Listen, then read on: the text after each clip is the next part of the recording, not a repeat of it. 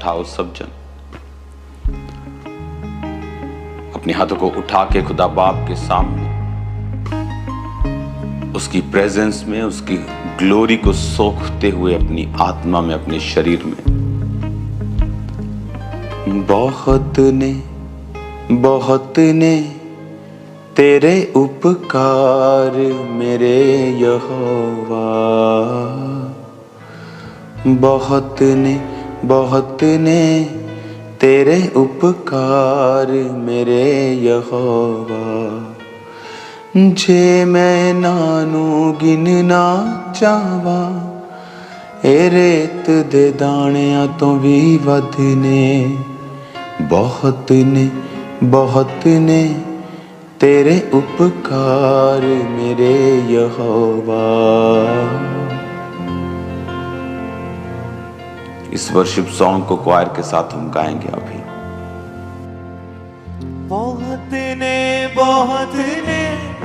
तेरे उपकार मेरे यहोवा, बहुत ने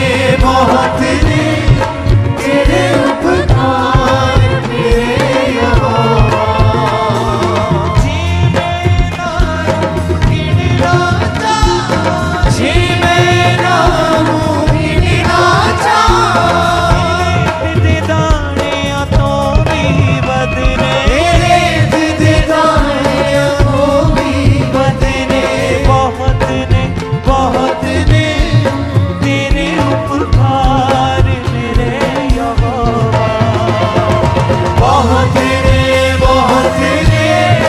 तेरे उपकार मेरे यहोवा, बहुत ने तेरे उपकार मेरे यहोवा, बहुत ने तेरे उपकार मेरे यहोवा, जी मैं नानू गिनना चाहता, जी मैं नानू गिनना चाहता, जी मैं नानू गिनना चाहता, जी मैं नानू गिनना चाहता, मेरे दे दाने तो भी बदने, बहुत ने तेरे और लगातार हालेलुया हालेलुया बोलो, खुदावंद की स्तुति हो। हालेलुया का मतलब है परमेश्वर की स्तुति हो।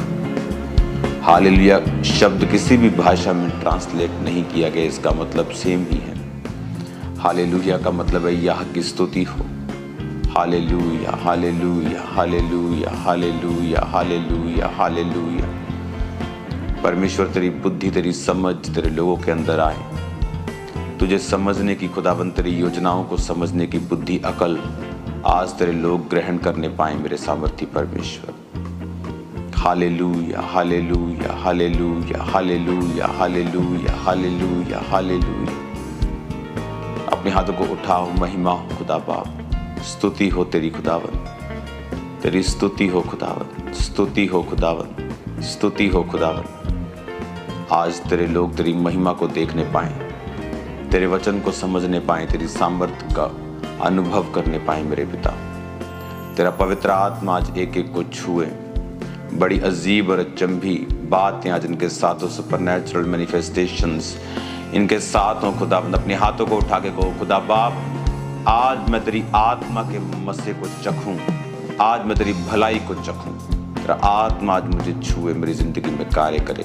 प्रभु यीशु मसीह के सामर्थी नाम में हम मांगते हैं, आमीन। अपने हाथों को उठाएंगे अपने देश के लिए। आप जिस देश से मुझे देख रहे हैं, उस देश के लिए अपने हाथों को उठाएंगे। खुदा बाप, हम अपने देश के लिए प्रार्थना करते खुदावन, भारत देश के लिए खुदावन,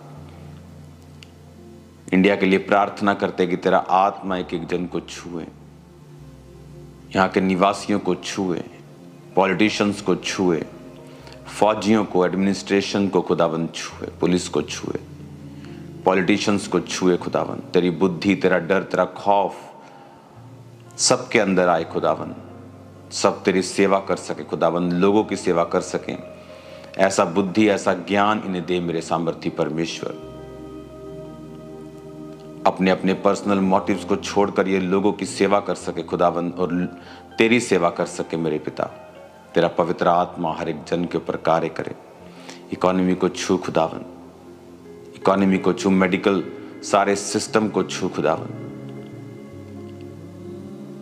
पूरी दुनिया के लोग खुदाबंद इंडियन मेडिकल सिस्टम से आशीष पाते हैं, हम जानते हैं खुदाबंद। इसको और बढ़ा और इसको और आशीषित कर मेरे पिता परमेश्वर। प्रार्थना करते फौजियों के लिए खुदाबंद, अंधकार की शक्तियों के मौत की आत्मा उनकी जिंदगी में कार्य न कर सके। प्रार्थना करते सब स्टेट्स के लिए खुदाबंद, खास तौर पे जहां पर परसिक्यूशन है, तेरा आत्मा उनको छुए, तेरा डर, तेरा खौफ उनके अंदर आए मेरे पिता परमेश्वर।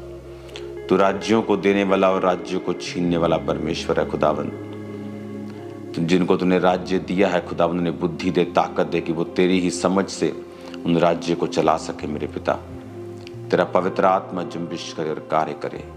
प्रभु यीशु मसीह के पवित्र और सामर्थी नाम में हम मांगते हैं, आमीन। अपने हाथों को उठाएंगे खास तौर पे उन लोगों के लिए जिनके बच्चे टीनेज या उससे छोटे हैं। राइट नाउ मैं प्रार्थना करता हूं, कोई बीमारी का आत्मा, कोई फ्लू, कोई वायरल, कोई इन्फेक्शन, कोई महामारी तुम्हारी बच्चों का हिस्सा नहीं, इन जीसस नेम।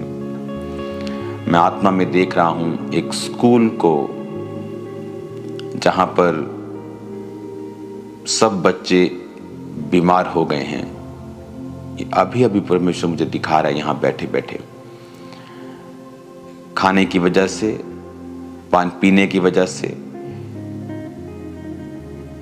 प्रार्थना करते खुदा बाप, जो तूने दिखाया है, तेरा आत्मा उन बच्चों को, उस सारे सिस्टम को छुए, अंधकार की शक्तियां और उसकी सारी योजनाओं को हम खत्म करते हैं खुदावंद। शैतान की योजनाएं नाश हो मेरे पिता परमेश्वर। तेरा आत्मा जुम्बिश करे। अपने हाथों को उठाओ, क्योंकि खुदा बाप की आत्मा से मैं देख रहा हूं पानी की भयंकर कमी को अपने देश में, इंडिया में भयंकर कमी। यहां तक कि जो पहाड़ी इलाके हैं वहां पर भी अजीब अजीब किस्म की चीजें हो रही हैं। अपने हाथों को उठा और प्रार्थना करते हैं मेरे पिता, तू ही हमें पीने और खाने के लिए देने वाला परमेश्वर है। तो अपनी मुट्ठी खोल कर हमें रजाता है, बाइबल कहती है, तृप्त करता है खुदा बाप। अपने देश की बेहतरी के लिए हम प्रार्थना करते हैं प्रभु यीशु के नाम में। अपने देश के प्रधानमंत्री के लिए, अपनी स्टेट के मुख्यमंत्री के लिए प्रार्थना करते हैं खुदाबंद। उनकी सेहत के लिए प्रार्थना करते हैं खुदाबंद। तेरा हाथ उन पे आए, प्रार्थना करते हैं खुदाबंद प्रभु यीशु मसीह के पवित्र नाम में, आमीन आमीन। Hallelujah hallelujah hallelujah hallelujah hallelujah. खुदाबंद की उपस्थिति आपके बीच में मौजूद है चर्च। खुदाबंद की प्रेजेंस आपके बीच में मौजूद है राइट नाउ। वो आपके हृदयों में शांति को दे रहा है। वो आपके हृदयों से शैतान के सारे ट्रबल को, उधेड़ बुन जो लगी रहती है, जो बेचैनी, उन्हें खत्म कर रहा है। आज इस वचन को आप सुनेंगे, परमेश्वर का आत्मा आपकी जिंदगी में कार्य करेगा। प्रभु यीशु मसीह के पवित्र और सामर्थी नाम में हम मांगते हैं, आमीन आमीन आमीन। हालेलुया। खुदावंद की प्रेजेंस, उसकी उपस्थिति में देख रहा हूं क्वायर के ऊपर। क्वायर अपने हाथों को उठाओ, खुदावंद की प्रेजेंस आपके ऊपर है। खासकर जो बहनें हैं, खुदावंद की उपस्थिति आपके ऊपर है राइट नाउ। खुदावंद की प्रेजेंस आपके ऊपर है right now. Thank you Lord. वो आपको फिल कर रहा है, वो आपको भर रहा है उसकी उपस्थिति से, उसके मसे से, उसकी सामर्थ से, इन जीसस नेम। अपने हाथों को उठाओ। जो लोग चेयर्स पे हैं राइट हैंड साइड में, खुदावंद की स्पिरिट को देख रहा हूं आपकी लाइफ के ऊपर बड़े कार्य करते हुए। एक सिस्टर को मैं देख रहा हूं, परमेश्वर का आत्मा आपको छू रहा है right now.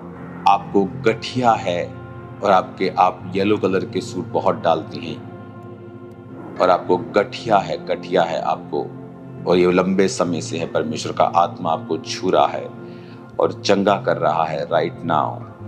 Be healed in Jesus name, be healed in Jesus name, be healed, be healed in Jesus name. खुदावंद की स्पिरिट आपके ऊपर आ रही है राइट नाउ। माइग्रेन को मैं देखता हूं जाते हुए, एक भाई के ऊपर से देख रहा हूं माइग्रेन को जाते हुए। ये इसको मेंटली डिस्टर्ब कर रहा है। बहुत से नेगेटिविटी तेरे दिमाग में आती है, कैंसर की, बीपी की, अटैक की, स्ट्रोक की। परमेश्वर का आत्मा तुझे टच कर रहा है और हील कर रहा है। तेरी उम्र खुदा के हाथ में है, डोंट वरी। मैं तेरी लाइफ के ऊपर घोषणा करता हूं कि तू परमेश्वर के नाम में दीर्घ आयु से तृप्त होगा और परमेश्वर के उद्धार को देखेगा इन जीसस नेम। खुदावंद का आत्मा आपको छू रहा है और ब्लेस कर रहा है आज। प्रभु यीशु मसीह के पवित्र नाम में हम मांगते हैं, आमीन, आमीन, आमीन। हालेलुया। ऊंची आवाज में कहो hallelujah, hallelujah, hallelujah, hallelujah. Thank you Lord. अपनी बाइबल को उठाओ, अपने घुटनों पे आ जाओ या बैठ जाओ और कहो, पिता आज जो वचन मैं सुनने जा रहा हूं वो 100 गुणा फलों को लेके आए। अंधकार की शक्तियां इन वचनों को चुरा ना सके। प्रभु यीशु मसीह के पवित्र नाम में आमीन, आमीन, आमीन। एक हाथ को उठाकर फिर से कहो, आज जो कुछ मैं सुनूंगा मैं वायदा करता हूं मैं इसे मानूंगा और मैं इसका प्रचार करूंगा और मैं अपने परिवार में भी ये देखूंगा कि वो लोग भी इस वचन को फॉलो करें। इन जीसस नेम, आमीन। तारीफ करो जोर से, जोर से, जोर से, जोर से। स्वागत है खुदावंद की प्रेजेंस में। मैं आपसे बहुत हजारों किलोमीटर दूर हूं और 2-3 दिन में फिर मेरी फ्लाइट है। जल्दी मैं आपके बीच में हूँगा, लेकिन स्पिरिट में मैं आपको देख रहा हूं। मैं आपके बिल्कुल पास हूं। सब कुछ परमेश्वर का आत्मा आपके बीच में कर रहा है। आज जो मैसेज खुदावंद ने मुझे दिया है आप लोगों के लिए, अगर आप उसे समझ जाएंगे तो लाइफ स्ट्रगल नहीं रहेगी। Life is not a struggle, life is a blessing, life is a gift. जो परमेश्वर ने दिया है वो स्ट्रगल कैसे हो सकता है? लेकिन वचन ये कहता है, इमेजिन करो आदम जब बनाया गया और जब वो पाप में गिरा तो फिर भी वो 900 साल से ऊपर जिया। 930 साल, 969 साल सबसे ज्यादा आदमी वो जिया। मतुशले, हनोक, अगर आप इस पीढ़ी को आप देखेंगे तो सबसे ज्यादा ये जिए। इमेजिन करो पाप करने के बाद भी वो 1000 साल के करीब जीते थे। तो सोचो अगर वो पाप नहीं करते वो कितने हजारों साल परमेश्वर ने उनको चलने के लिए बनाया था। उनका हार्ट 900 साल काम करता रहा, उनकी किडनीज, उनके लीवर, उनका ब्लड सिस्टम, उनके हार्मोन्स, उनकी आंखें। इमेजिन करो कि 900 साल तक कोई डॉक्टर नहीं होते थे तब कि ऐनक लगवा दी आपको। 900 साल तक वो जिए, क्योंकि परमेश्वर ने जब इंसान को बनाया उसने परफेक्ट बनाया, एक्सीलेंट बनाया। आज आप 1000 करोड़ का, 700-800 करोड़ का प्राइवेट प्लेन ले लो, 30 साल में वो पुराना हो जाता है। 20 साल बाद उसे अमीर लोग चेंज करने पे आ जाते हैं। कुछ तो 10 साल में चेंज कर देते हैं, 15 साल में चेंज कर देते हैं। 30 साल बाद वो आउटडेटेड सा लगता है, चलता है। लेकिन इमेजिन करो एक चीज़ 700 करोड़ की, 1000 करोड़ की, 1200 करोड़ की है और उसकी लाइफ 20-30 साल में वो रिटायर होने पे आता है। तो इमेजिन करो परमेश्वर ने जो इंसान बनाया वो 1000 साल जीता था। सोचो उसकी क्या वैल्यू होगी। अब इंसान 100 साल जीता है, 120 साल परमेश्वर ने उसकी उम्र ठहराई है, लेकिन अब वो 120 साल से भी कम जी रहा है। जैसे जैसे पाप बढ़ता गया उम्र कम होती गई। जैसे जैसे परमेश्वर के वचन के खिलाफ चीजें होती गईं, परमेश्वर अपनी ब्लेसिंग को कम करता गया। नूह के टाइम परमेश्वर ने कहा आदम यानी इंसान की उम्र 120 वर्ष की होगी। पता नहीं उसके बाद शायद परमेश्वर ने कुछ और डिसीजन ले लिया होगा, वो तो बाइबल में रिकॉर्ड हो गया। शायद अब और डिसीजन परमेश्वर का हो गया, अब 120 भी नहीं होगी। आप देखो अपने आसपास लोग 120 साल के अब नहीं जा रहे हैं। बहुत कम दुनिया में लोग हैं जो 100 क्रॉस कर रहे हैं। रीजन परमेश्वर नहीं है, रीजन इज सिन। हम परमेश्वर के वचन से दूर हैं। आज जो चीज मैं आपको दिखाना चाहता हूं उसे आप बड़े ध्यान से समझें। भजन संहिता 38 उसकी एक आयत में लिखा है, हे यहोवा क्रोध में आकर मुझे झिड़क न दे, ना जल जलाहट में आकर मेरी ताड़ना कर, क्योंकि तेरे तीर मुझ में लगे हैं और मैं तेरे हाथ के नीचे दबा हूं।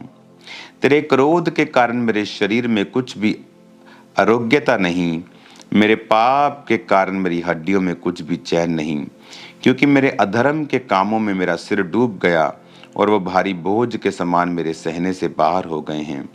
मेरी मूढ़ता के कारण कोड़ों से लगे मेरे घाव बसाते हैं और सड़ गए हैं। मैं बहुत दुखी हूँ और झुक गया हूँ और दिन भर मैं शोक का पहरावा पहने हुए चलता फिरता हूँ, क्योंकि मेरे कमर में जलन है और मेरी शरीर में आरोग्यता नहीं। मैं निर्बल और चूर हो गया हूँ, मेरे मन की घबराहट से कराहता हूँ। हे प्रभु, मेरी सारी अभिलाषा तेरे सम्मुख है और मेरा कराहना तुझसे छिपा नहीं। मेरा हृदय धड़कता है, मेरा बल घटता जाता है, मेरी आंखों की ज्योति भी मुझसे जाती रही।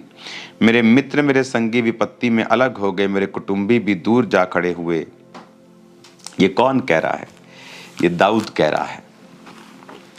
दाऊद इसमें खुदा से कह रहा है कि तेरे तीर मुझ में लगे हैं, मैं तेरे हाथ के नीचे दबा हूं, मेरे शरीर में कुछ भी अच्छा नहीं, मेरी हड्डियों में चैन नहीं, मैं दुखी हूं, झुक गया हूं, कमर में जलन है, निर्बल हो गया हूं, घबराता रहता हूं, हृदय धड़कता है, हार्ट बीट बढ़ जाती है, बल कम हो गया है, आंखों की ज्योति कम हो गई है और लोग भी मेरे साथ नहीं। इसका रीजन दाऊद ने क्या दिया?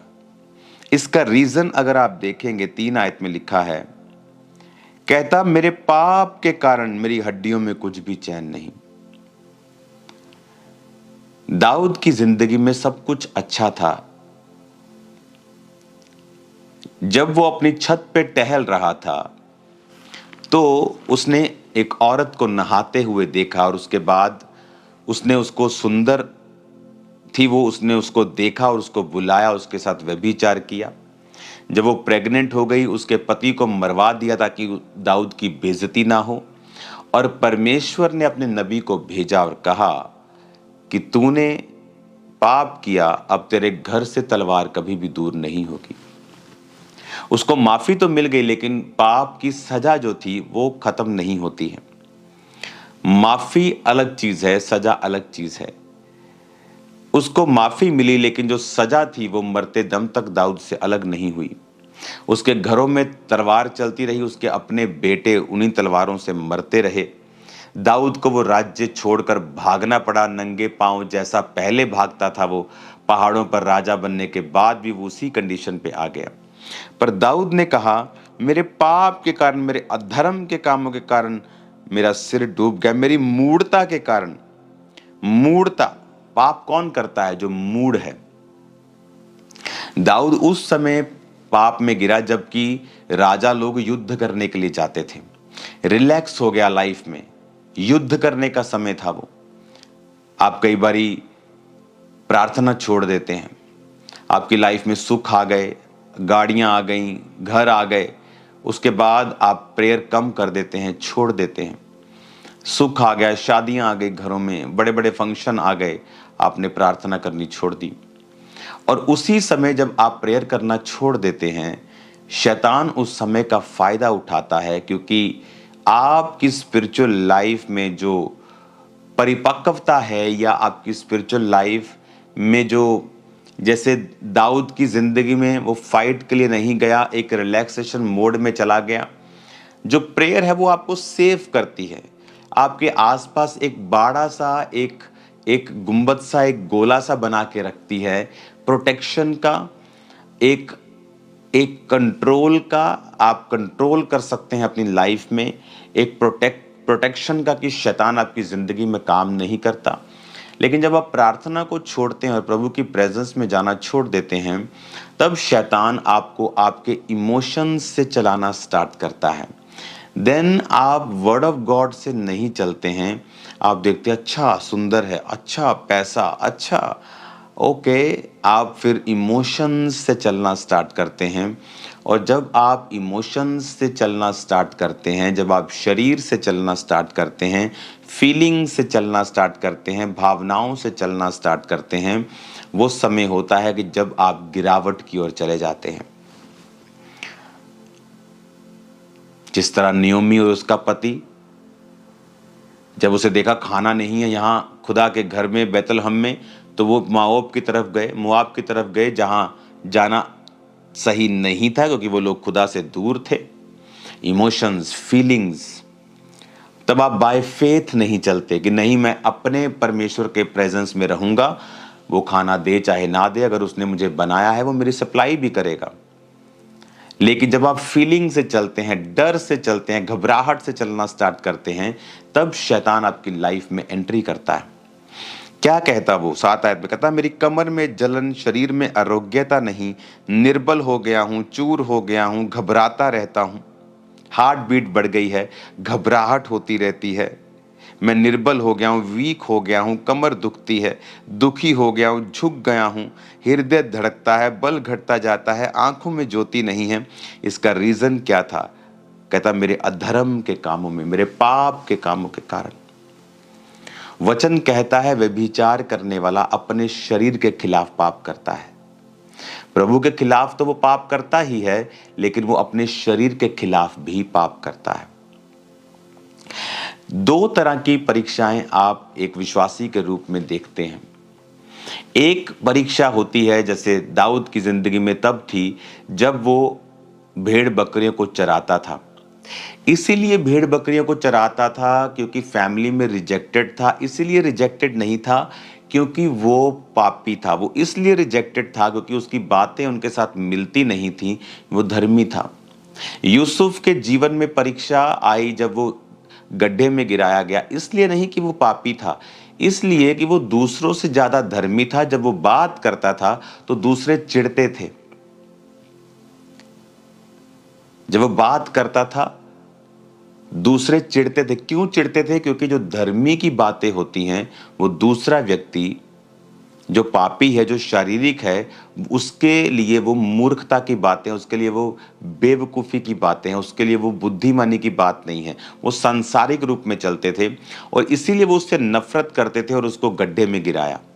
एक तो ये परीक्षा है। ये परीक्षा आपके पाप के कारण नहीं, आपकी पवित्रताई और प्रभु में अच्छी तरह से चलने के कारण है।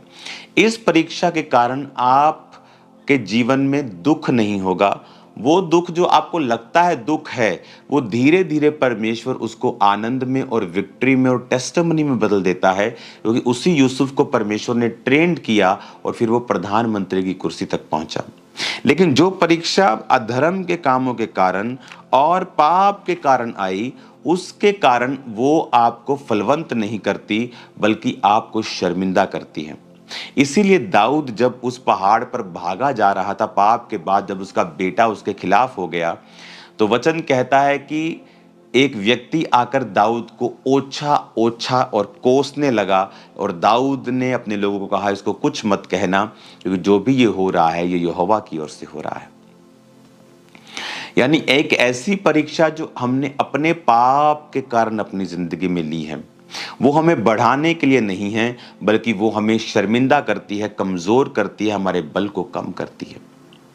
लेकिन परमेश्वर कहता है कि मैं क्षमा करने वाला परमेश्वर हूं।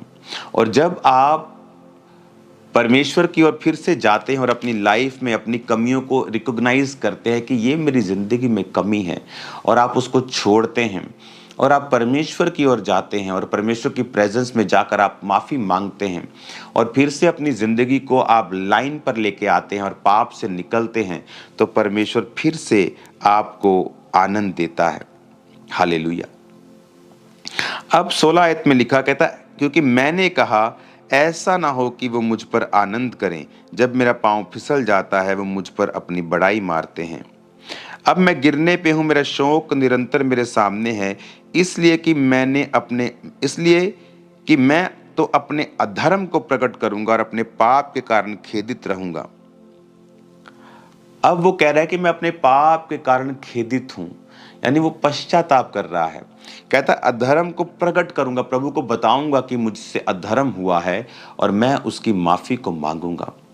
जैसे ही आप माफी को मांगते हैं, आप प्रभु के साथ अपने कनेक्शन को राइट करते हैं। आप नशे को, व्यभिचार को, चोरियों को, परमेश्वर के नाम में आप मूर्ति पूजा को, बहुत सारी चीजें जो बाइबल के खिलाफ है, आप उनको जब छोड़ते हैं, तो वचन ये कहता है कि परमेश्वर आप पर कृपा करते हैं। वो कहता है कि वो तेरी लाइफ को फिर रिस्टोर करता है। जो छिन गया है, जो चला गया है, परमेश्वर उसको वापस करता है। आमीन। अब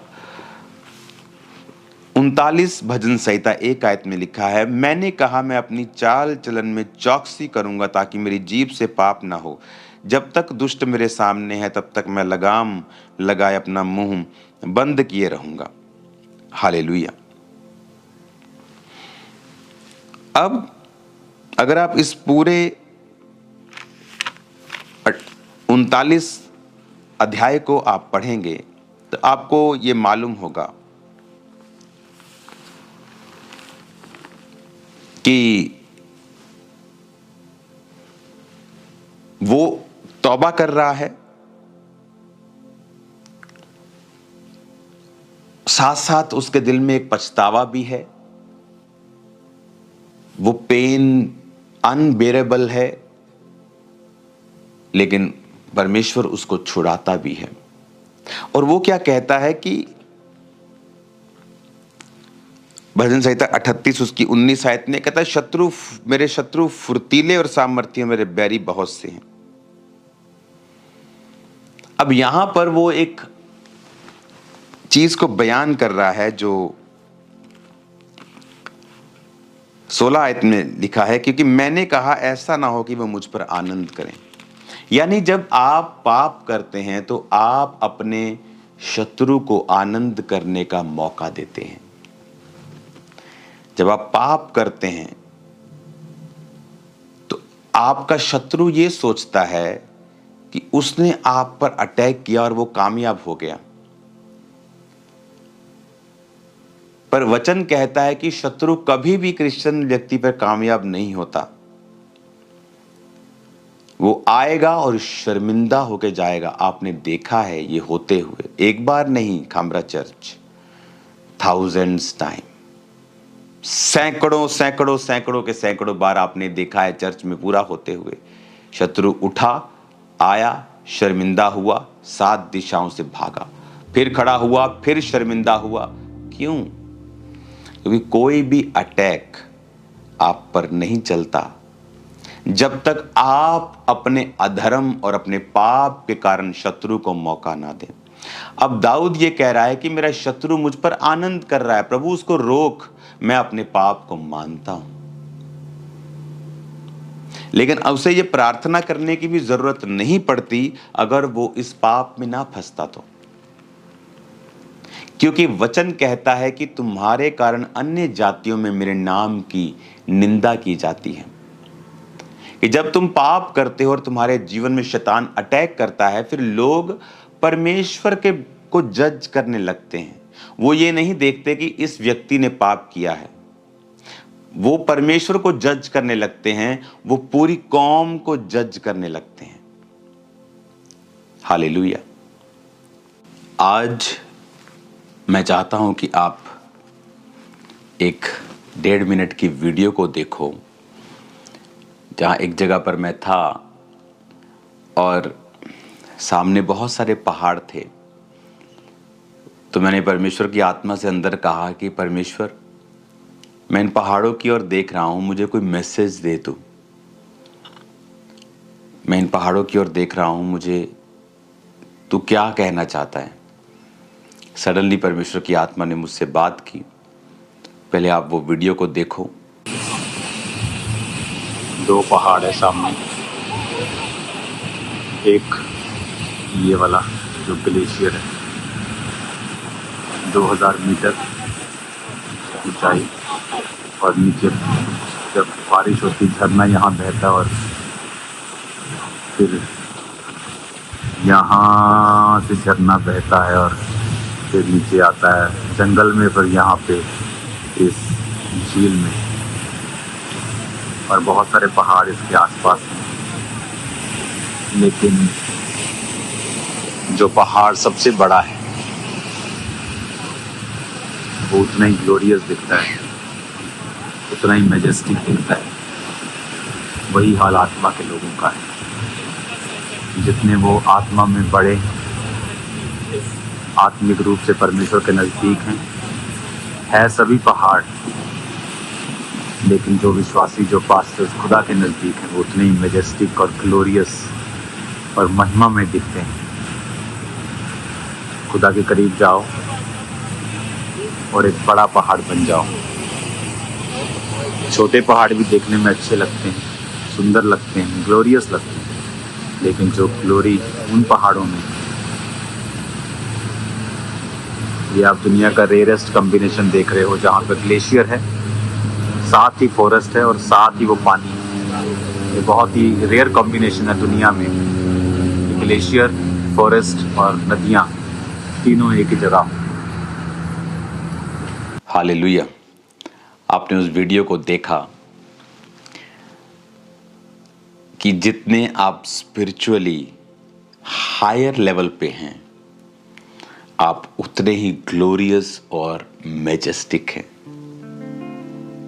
और जितने ही आप स्पिरिचुअली कम लेवल पे हैं, आप दिखने में आप भी अच्छे हैं, बट जो ग्लोरी, जो महिमा, जो एक ऑरा जो उस पहाड़ का है, वो दूसरे पहाड़ों का नहीं है। उसी तरह से जब आप स्पिरिचुअली अपने आप को ग्रो कर जाते हैं, आप स्पिरिचुअली अपने आप को हायर लेवल पर ले जाते हैं, बर्फ भी आप पर पड़ती है, ग्लोरियस भी आप ही लगते हैं। लेकिन जो दूसरे पहाड़ हैं वो भी पहाड़ हैं, लेकिन जो लोग देखना चाहते हैं वो उन पहाड़ों की ओर आकर्षित होते हैं। अपनी लाइफ में अगर किसी चीज के लिए जोर लगाना है तो वो है आपको स्पिरिचुअलिटी में बढ़ना कैसे है। जैसे ही आप स्पिरिचुअल लाइफ में ग्रो करना स्टार्ट करते हैं, सडनली वो चीजें जो आप स्ट्रगल कर रहे थे पाने के लिए, आपकी लाइफ में आना स्टार्ट होती हैं। जब आप स्पिरिचुअली, अगर एक पास्टर हैं तो अगर आप स्पिरिचुअल हैं, आपने बहुत से लोगों को देखा होगा। अब मैं ये बात आपको बहुत बार बताता हूं कि 2 तरीके हैं अपना चेहरा लाल करने के। एक तो अच्छी खुराक खा के आप अपने चेहरे को अच्छा कर सकते हो, या फिर अपने चेहरे पर खुद ही थप्पड़ मार मार के अपने आप को लाल कर सकते हो। पर ये वाला लाल तो कुछ ही दिन रहेगा। ये उसी तरह के लोग होते हैं जो विरोध करके, जो किसी बड़े आदमी का विरोध करके सिर्फ दिखना चाहते हैं। ये उसी व्यक्ति की तरह है जो लाल चेहरा चाहता है, लेकिन खाने पीने से नहीं, सेहत बनाकर नहीं, थप्पड़ मार मार के अपने आप को लाल कर रहा है। उससे फायदा नहीं होगा, क्योंकि वो लालगी थोड़ी देर की होगी। लेकिन जिसने खुराक खाकर चेहरा और तंदुरुस्त किया है, वो तो सदा ही बना रहेगा। मैं पास्टर्स की तरह कपड़े डाल के सवाल करने लग जाऊं, उससे मैं पास्टर नहीं बन जाता हूं, या बिशप नहीं बन जाता हूं, या प्रेरित नहीं बन जाता हूं। कहां है मेरी चर्च? कहां है मेरे लोग? अगर मैं अध्यक्ष हूं, बिशप मतलब अध्यक्ष, तो कहां है मेरी चर्चिस? कितने पास्टर्स मैंने इकट्ठा किए, कितने लोग मुझे सुनते हैं। आप सिर्फ नाम के अध्यक्ष हैं, आप सिर्फ नाम के पास्टर्स हैं। काम व्यक्ति का बताता है कितनी रूहें उस आपने बचाई हैं, कितने लोगों को परमेश्वर की ओर आप लेके आए हैं। सिर्फ बात करने से सब कुछ नहीं होता है। ये वो लोग हैं जो सिर्फ अपना चेहरा लाल करना चाहते हैं, दिखना चाहते हैं, पर ऐसी मशहूरी किसी काम की नहीं होती। लेकिन जिन व्यक्तियों ने परमेश्वर के लिए कार्य किया है, जो ये जानते हैं कि हमें स्पिरिचुअलिटी में बढ़ना है, वो स्पिरिचुअल लाइफ में जब बढ़ते हैं, वो खुद ब खुद उनकी लाइफ पर एक ग्लोरी आ जाती है। खुद ब खुद लोग उनकी ओर आकर्षित होते हैं, क्योंकि परमेश्वर ने उनको वो महिमा दी है, उन्हें वो ब्लेसिंग दी है, उन्हें वो अनॉइंटिंग दी है, उन्हें वो अभिषेक दिया है। बहुत से सदूकी फरीसी चिढ़ते थे और शहर में रहते थे और कोई भी उनके पास नहीं आता था। लेकिन यूहन्ना बपतिस्मा देने वाला जंगलों में रहता था और भीड़ उसके पास थी। और यही बेचारे सदूकी और फरीसियों को मुश्किल लगती थी कि ये लोगों का ध्यान अपनी ओर कर रहे हैं, ये हमें फिनिश कर देंगे, हमारा पॉलिटिकल, हमारा सिस्टम सब खत्म हो जाएगा।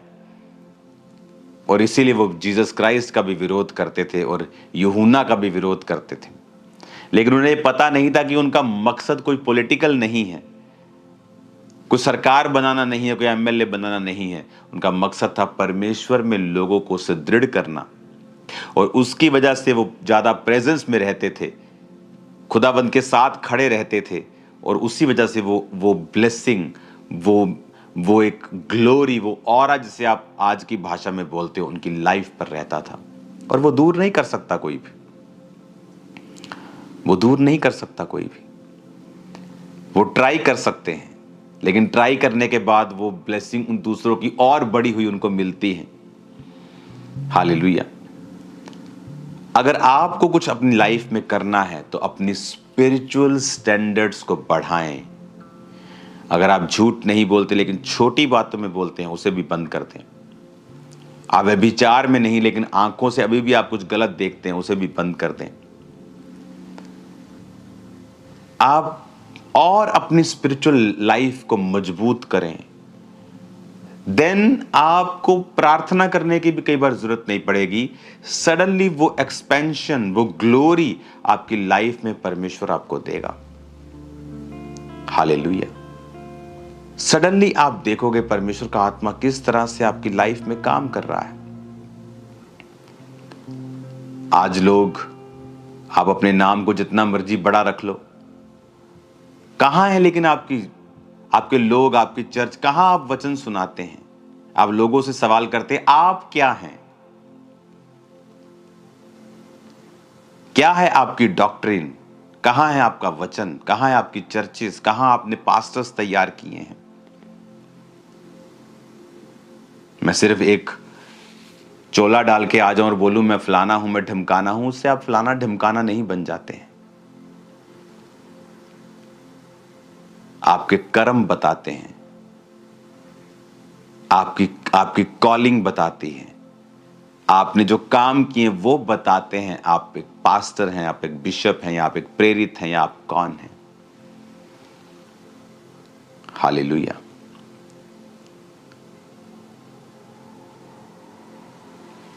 कलीसिया को एक ही बात पर ध्यान देना है कि आपको स्पिरिचुअल लाइफ में ग्रो करना है। जैसे आप स्पिरिचुअल लाइफ में ग्रो करेंगे, सडनली थिंग्स चेंज होंगी। आम पहाड़ का माहौल और एक ऊंचे पहाड़ का माहौल अगर आप जाकर देखेंगे, दोनों में आपको बहुत फर्क दिखेगा। और वही एक व्यक्ति की स्पिरिचुअल लाइफ है। वो किस लेवल पर है, वो सारा माहौल ही चेंज हो जाएगा जब आप हायर लेवल के ऊपर जाएंगे। गैर भाषा बोलें, फालतू की निंदाओं से, चुगलियों से दूर रहें, अपने काम से मतलब रखें, रूहों को बचाएं, पाप से दूर रहें। सडनली आप देखोगे एक बड़े काम को अपनी लाइफ में होते हुए।